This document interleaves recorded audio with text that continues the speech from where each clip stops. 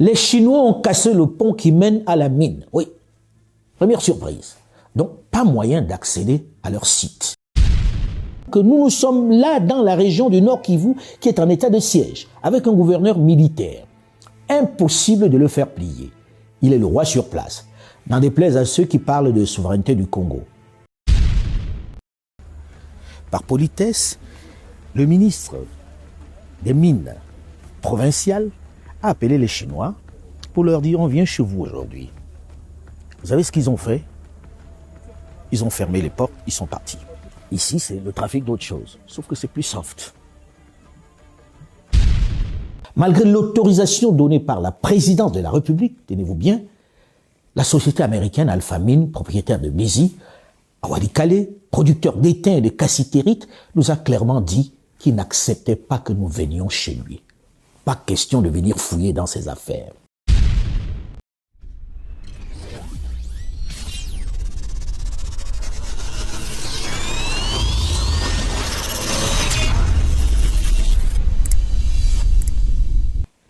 Après l'extraordinaire périple dans les hautes montagnes du Nord Kivu, dans les mines de Rubaya, dans la belle et luxuriante région du Massissi, nous avons tenté ensuite de nous rendre dans les mines de Walikale, toujours dans le Nord Kivu.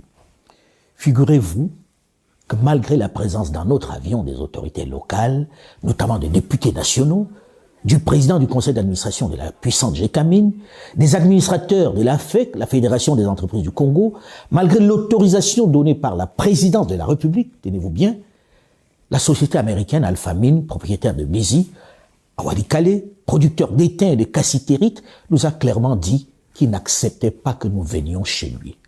Pas question de venir fouiller dans ses affaires. En plus, c'est lui qui possède l'aérodrome, le seul dans le coin. C'est dire la puissance de la firme.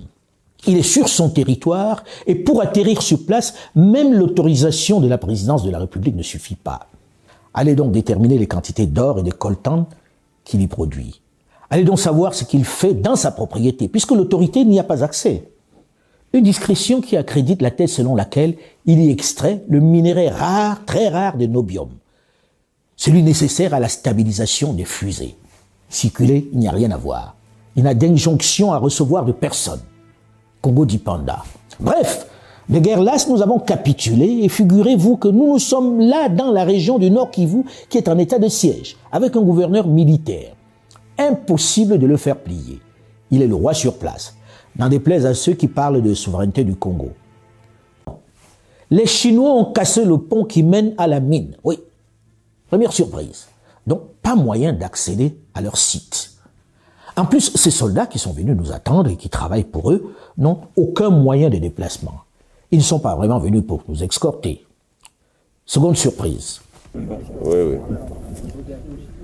On est en train d'assister à quelque chose d'extraordinaire. Quelque chose de surréaliste.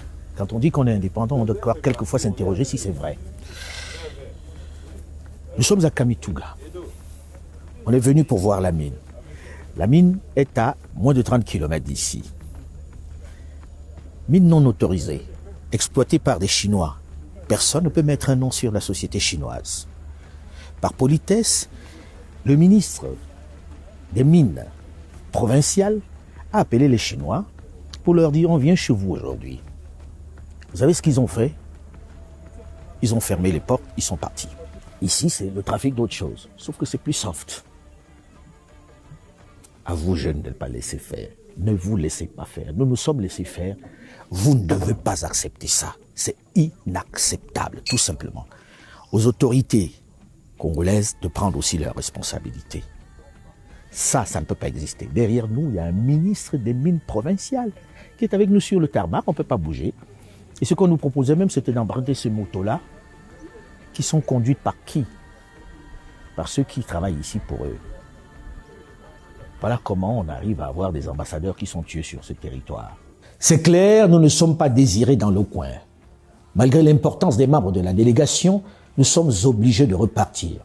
Surtout que les soldats qui arrivent de plus en plus nombreux et menaçants, en moto, ne nous inspirent pas vraiment confiance. Non, parce qu'ici, les bandes armées dont on parle toute l'année, qui seraient des bandes tribales, comme on dit, etc., elles sont entretenues par ces miniers-là pour les garder. C'est eux qui gardent les mines. C'est eux qui protègent ces gens-là. Alors je ne sais pas qui est le chef de bande. Je ne sais pas qui approvisionne le chef de bande, parce que c'est lui le vrai patron. On est un peu comme si on était à Medellín ici. Oui, à Medellín, le siège du trafic de drogue colombien. Il faut s'étonner quand même de la présence active et permanente des soldats des FARDC dans les sites miniers. Une pratique qui viole la réglementation congolaise et même internationale, et qui risque à terme de sortir les minerais congolais du marché mondial.